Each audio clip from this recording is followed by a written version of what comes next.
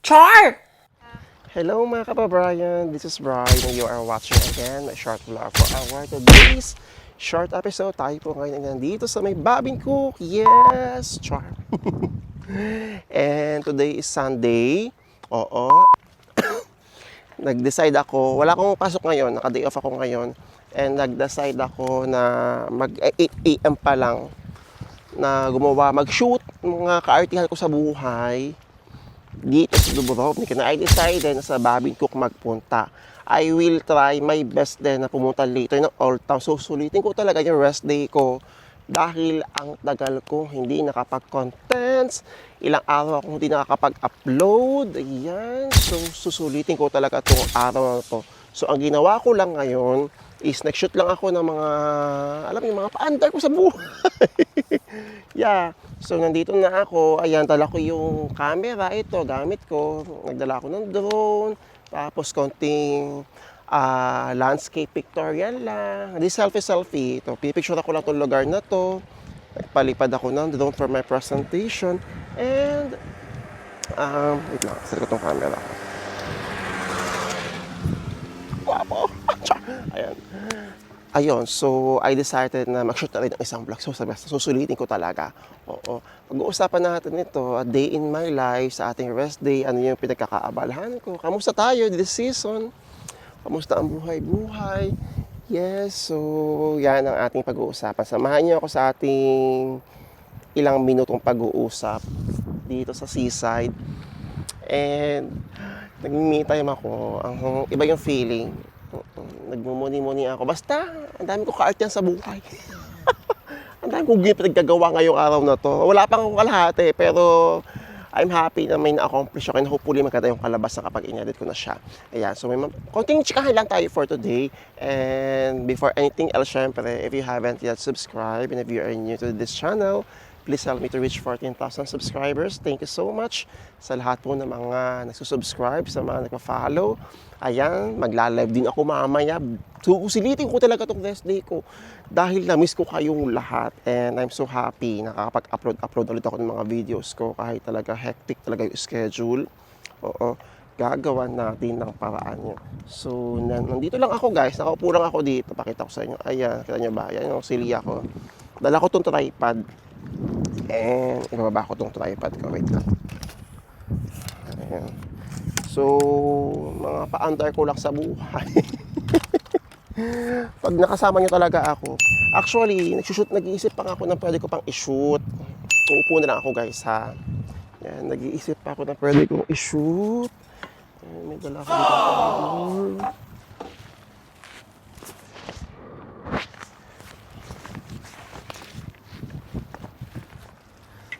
Si kuya, kayo na umaga pa siya nangingisda. Wala siyang nahuhuli. Ayan siya. Kanina pa siya nangingisda dito. Wala siyang nahuli. Wala siyang taladalang isda. Anyways, ayan. So, magkamustahan tayo. Bale, ang ginawa ko pala kanina, ayan, nadala akong kape, nagkakape ako. And sabi ko kasi talaga, diba, bumili ako ng book sa Zagreb. Ito, ayan. Dahil magiging requirement na nga ang language exam dito. Although, matagal pa naman, 2028 pa naman ako magre-renew. Let's see kung nandito pa rin tayo ng 2028. And pinipilit ko talaga matuto ng lengguwahe. Kasi hindi man ako pumapasok sa school, diba? Wala man akong training, language training, sariling sikap lang talaga. So, napakaswerte talaga ng mga kabayang na, bakit ba tabingi itong tripod ko? Hindi kasi yan na nga siya. Napakaswerte talaga ng mga kabayan na nabibigyan ng pagkakataong makapag-aral sa university talaga, nagkakaroon ng certificate. No, sana all. So ito, ang laman nito guys. Ito, ayan, nandito pa lang ako. Kita nyo yan. Tikoye Branca Marich. May tanong siya, sinasagot ko. Wala talaga siyang English. Talagang, siya, translation talaga ang mangyayari. Yes, ayan. So, mabibili nyo to sa mga bookstore kung saan kayo ngayon. Kiniga. Ano ba tawag doon? Skolska Kiniga. Oo. Nasa 25 euros lang yata to. And napaka-importante na kung wala man kayong university, kaya pinag-aaral, diba? Magsariling sikap tayo. Anyways, ayan, magkakape rin ako. So, wala lang, nagmumuni-muni lang ako sa buhay. Ganito lang tayo, oo. Upo-upo lang tayo, magkwentuhan tayo tungkol sa buhay. And, lately kasi, although, siguro nasa ano pa rin talaga ako, nasa part pa rin ako ng buhay ko na, ano na kasi ako guys, mag 33 na ako this year. Nandun pa rin ako sa point ng buhay ko na inaalam ko pa yung purpose ko. Ganun na din ba kayo? Yes. Lalo na ngayon, nasa abroad ako.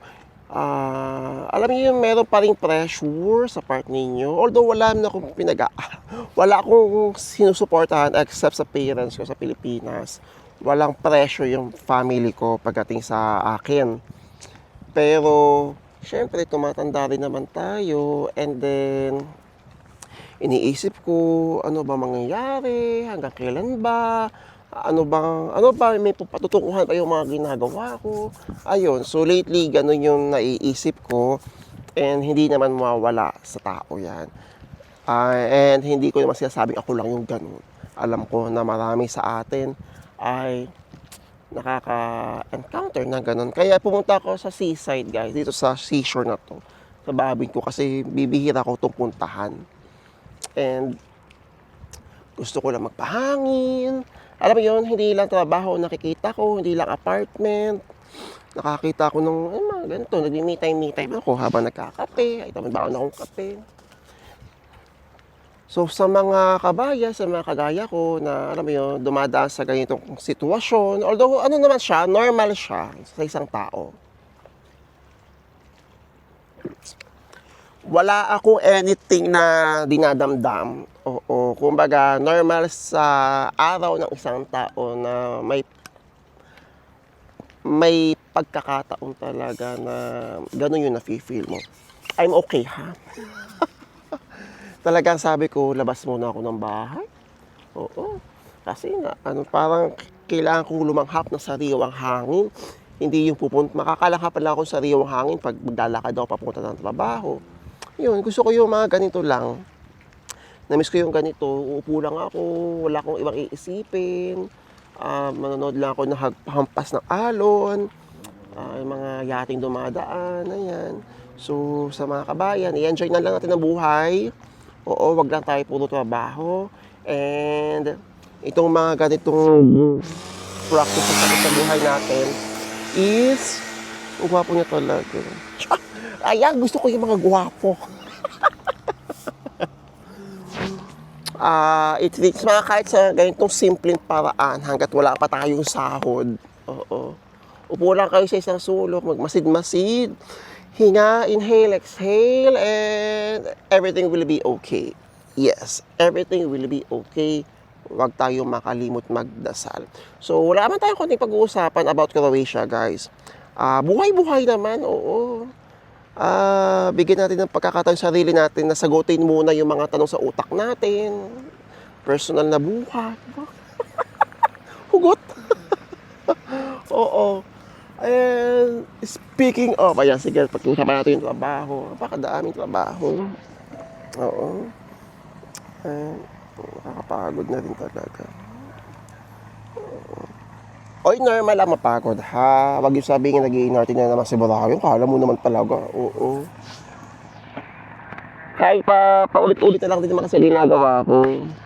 Hindi mo sila nawa na ako. Actually, I'm so grateful and thankful sa trabahong meron ako ngayon. Dahil ito yung opportunity na dati kong pinagdarasal na finally is ginagawa ko na. Kumbaga, alam mo yun, ganun naman siguro lagi. We can admit naman sometimes na hindi pa talaga tayo kontento or hindi ako kontento sa anong klaseng trabaho meron ako, ha. Pero yun nga, at this age, iniisip ko kasi nandun pa rin ako sa part na ano na bang nagawa ko, ano na bang naiambag ko, ano na bang napundar ko, ganyan. And Doon, yun yung question mark sa sarili ko. But sa trabaho, mapahirap man yan, pajulit-julit man na ginagawa ko, mahirap man, nakakapagod man, I'm okay with that. Oo. Talagang, andun lang ako, dumating lang ako sa point na yun. So, kahapon talaga, pagpasok ko, medyo para may period na rin si bakla. Hindi ko medyo kinakausap yung mga katrabaho ko. Kasi wala talaga akong gana. And ayun, I appreciate naman mga ka-work ko. Nagme-message naman sila kung kamusta ako. Kasi nga usually, bago sila umuwi, diba, magkisigawan muna kami, magtitilian muna kami. Pero walang ganun nangyari. So parang nanibago sila doon sa naging aura ko kahapon. But I'm okay guys, I'm okay. Talaga sabi ko lang, meron lang akong period te. Okay lang ako.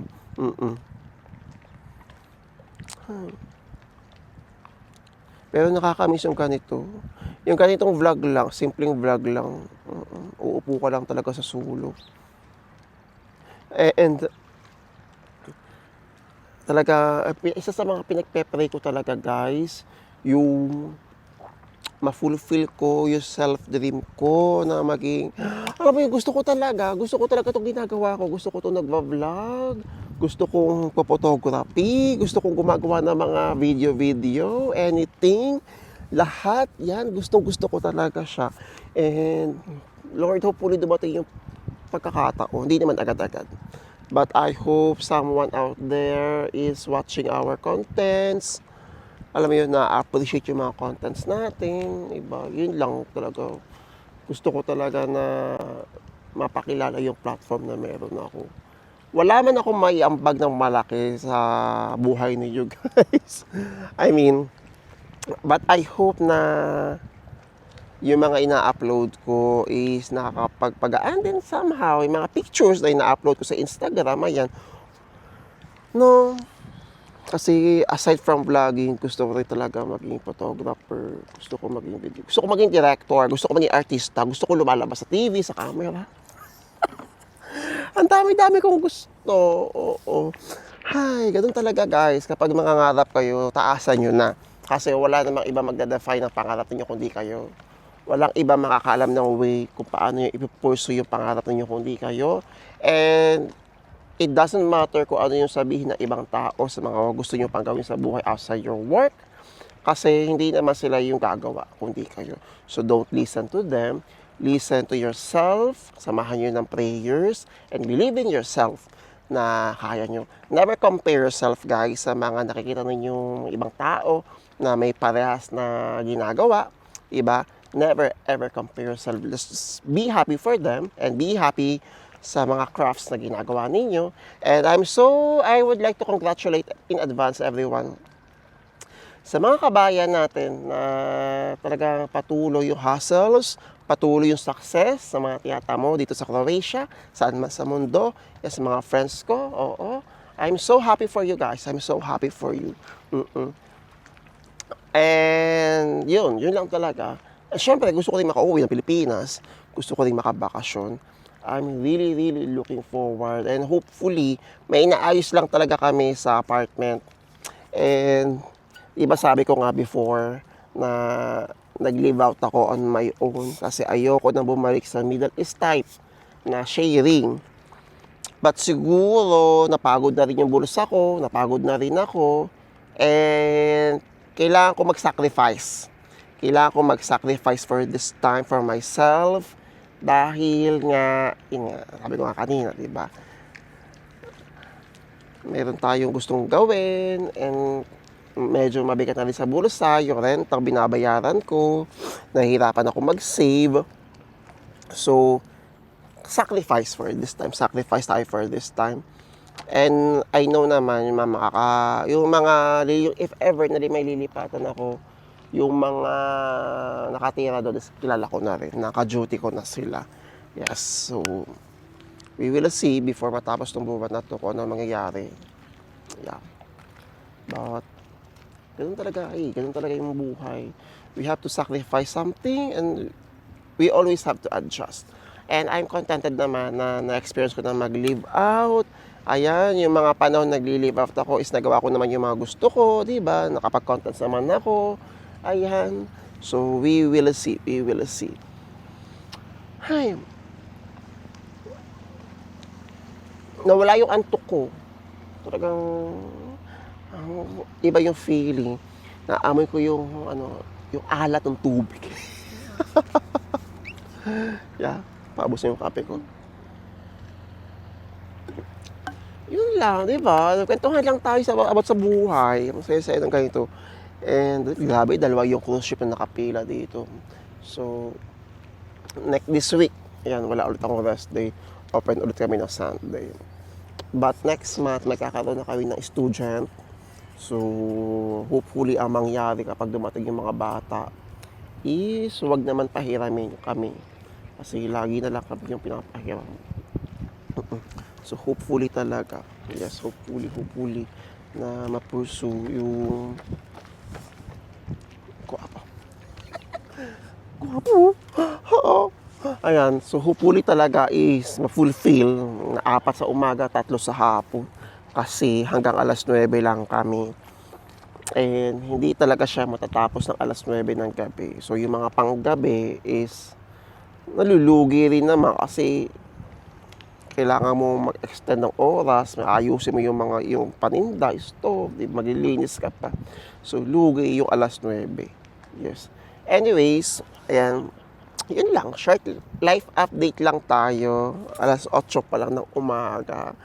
Pero ang dami ko na ulit nagawa, di ba? Thank you Lord for this day. Ang tawag dito, na-fulfill ko yung mga gusto kong gawin. Kasi pag ganito usually guys, pag gabi o bago ko yung araw na gagawin ko yung isang mga projects na gusto ko, yung araw na mismo, tinatamad na ako kasi nga pagod na pagod ako. So this time, sabi ko talaga, kanina talaga inaantok pa ako. Hindi, babangon talaga ako. Gagawin ko tong project na to. So abangan ninyo. Ayan, and again guys, I'm inviting you to please follow me on Instagram. Yes, gusto kong makita nyo rin yung mga crafts na ginagawa ko outside ng trabaho ko and outside ng vlogging. Yung photography journey ko. Gusto ko makita nyo rin siya. So, I will put on my description, sa comments, ayan. Magka-follow back po ako. And, thank you sa support. Salamat po in advance sa support ninyo. Yan, ito siya guys. Ang Babin Cook. Wait lang. Yung camera natin. Ayan. Kita nyo ba? Diba? Dalawang cruise ship yung nakapila. Anyways guys, hindi ko na pahabain yung vlog. Thank you so much for watching. Uuwi na ako. Pero habang naglalakad ako, mag-video call na ako sa family ko. Diba? Na-video call ko agad yung family ko. Yan. 2 weeks na ako dito matawag sa kanila kasi talagang hectic talaga sa schedule ng pasok ko. So, tatawag na ako sa kanila ngayon. And again guys, if you have any more questions or suggestions, i-comment nyo lang. Mahalan nyo yun ang ating magiging next content sa ating channel. And thank you so much po sa pagsama sa ating vlog today. And I hope, good luck sa mga naghihintay ng mga working permits and visas. I hope na lumabas na mga hinihintay ninyo. And naway tayo pong lahat ay magkita-kita dito sa Croatia. So yun lang guys. Yes, thank you so much guys for watching. And see you soon po dito sa Croatia. Thank you. Bye-bye. Ciao! Anong magagawa?